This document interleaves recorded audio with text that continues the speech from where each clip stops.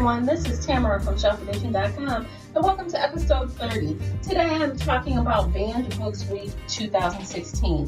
What is Banned Books Week, you ask? It is an annual event celebrating the freedom to read. It is usually held during the last week of September and it highlights the value of free and open access to information. Basically meaning why you should be able to read what you want, despite what others have to say about it. Today I will be highlighting some of the challenged books of 2015. I will be talking about why it's important to read banned books and why you should be talking about Banned Books Week along with me.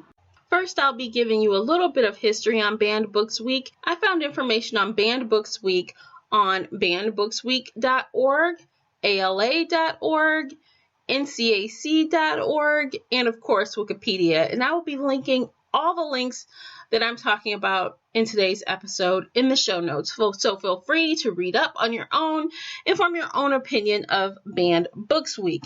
And if you'd like to get in on this conversation or give me some feedback on this topic, please tweet at me on Twitter at Shelf Addiction. Okay, so let's get started. As I said, we're going to talk about a little bit of the history.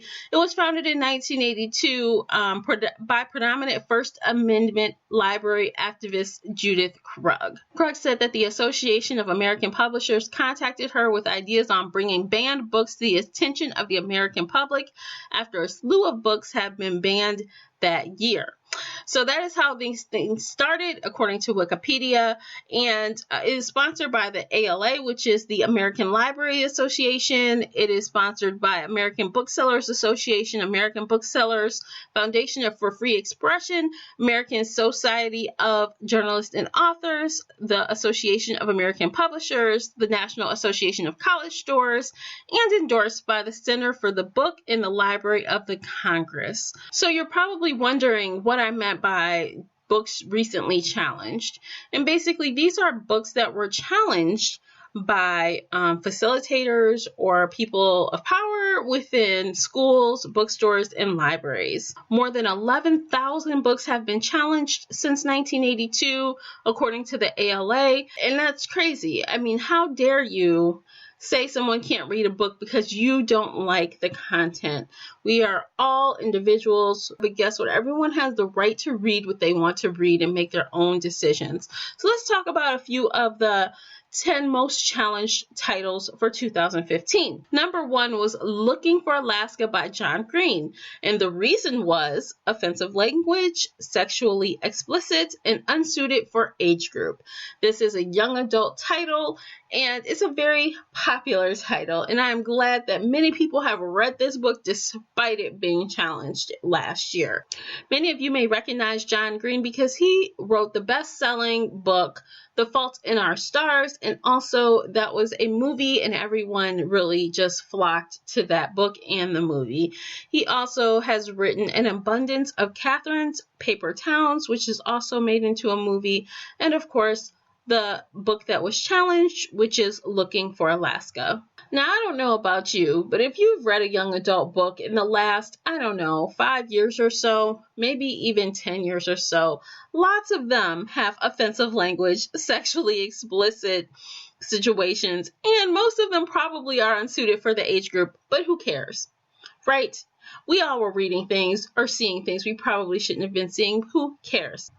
Let the parents decide what their kids should be reading, and not the libraries or schools or bookstores or whatever. Yeah, I haven't read Looking for Alaska, but that's not because it's on this list. I just haven't read it. I've read other things by John Green, and everyone loved this book. So I say if you're interested in that, go for it.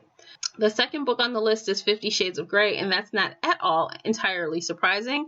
The reason is stated as sexually explicit, unsuited to age group, and other, in parentheses, poorly written, concerns that the group of teenagers will want to try it.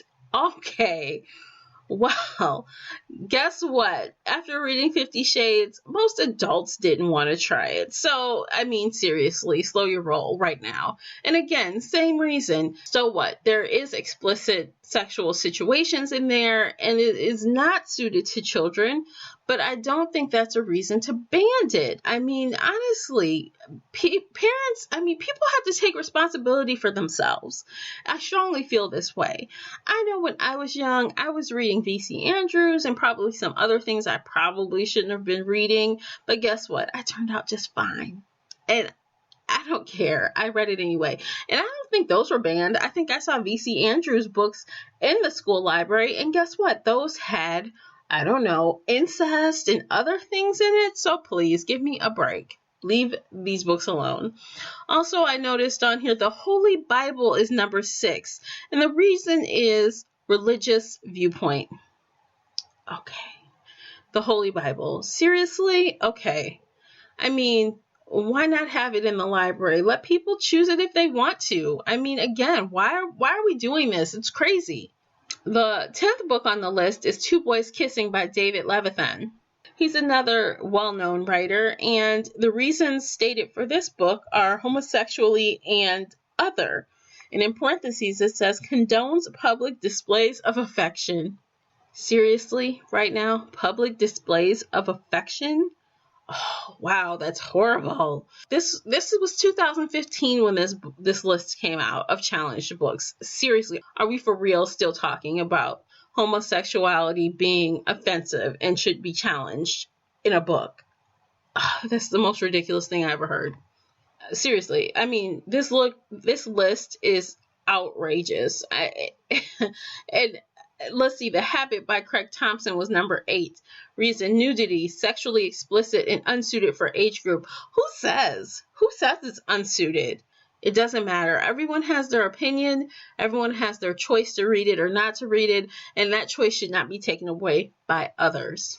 And that is exactly what the ALA is, focusing on. I mean, it's celebrating the freedom to read, highlighting the value of free and open access to information. And you know what? Some people say no one bans books anymore, so what's the point?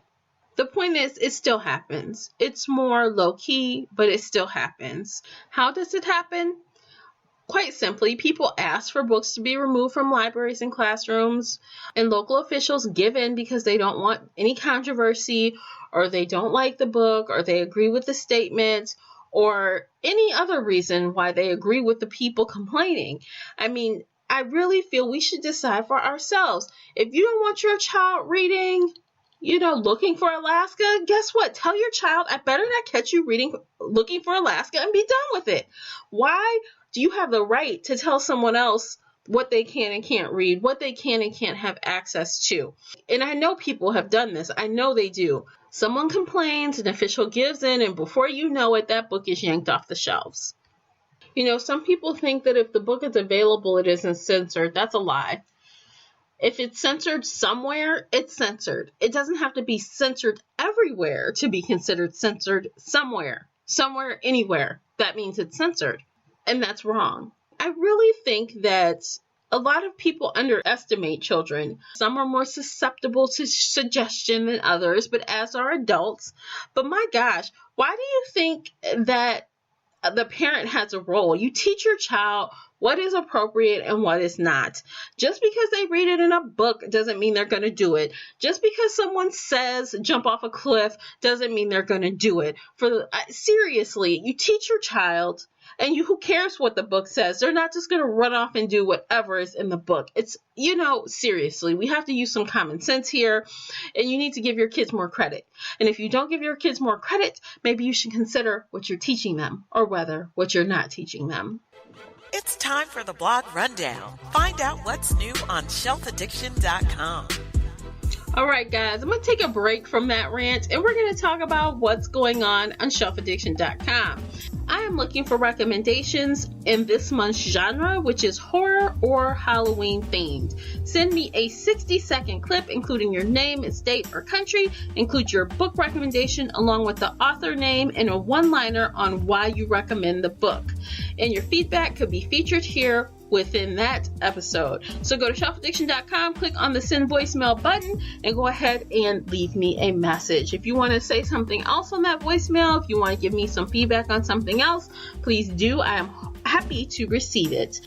Also, on another note, I am posting weekly Pop Culture Sunday posts. So if you enjoy pop culture, if you want to read some stories that I highlight or get some random bits of pop culture that may not have been talked about in the podcast, you'll want to go to shelfedition.com and subscribe via email or Blog11 or any other way that you follow blogs. Last but not least, I don't want to put any dates on it just yet, but I have more author interviews coming to the podcast. Yes, I have several very cool authors lined up. So in the upcoming weeks, going into November and through November, you'll want to be subscribed here because I know you don't want to miss any of the very cool author interviews that I have planned. Back to the subject at hand.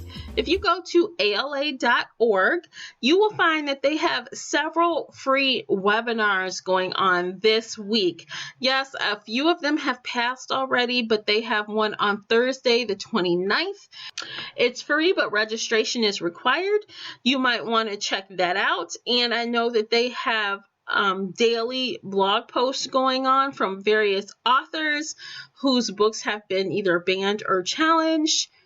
You can also find out more about the challenged books that I talked about a little bit earlier and the remainder of the list on the 2016 State of America's Library Report. That is a video, and I will have the link for you below, so feel free to check that out at your leisure as well. That's really all I have to say on this topic, so I'm not going to go on and on. I have a lot of material for you guys to read below. I fully support Banned Books Week, and I think we should all take a stand against banned books and challenged books by reading those books. So read a banned book today, read a challenged book today, and tweet about it. And use the hashtag #BannedBooksWeek. So do it. That's all I got to say on that. Read a banned book today. Support your freedom to read, your freedom of free information.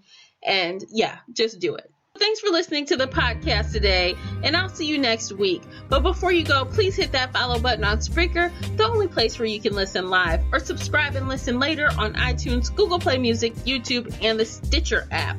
I will see you next week, and until then, happy reading. Bye, guys.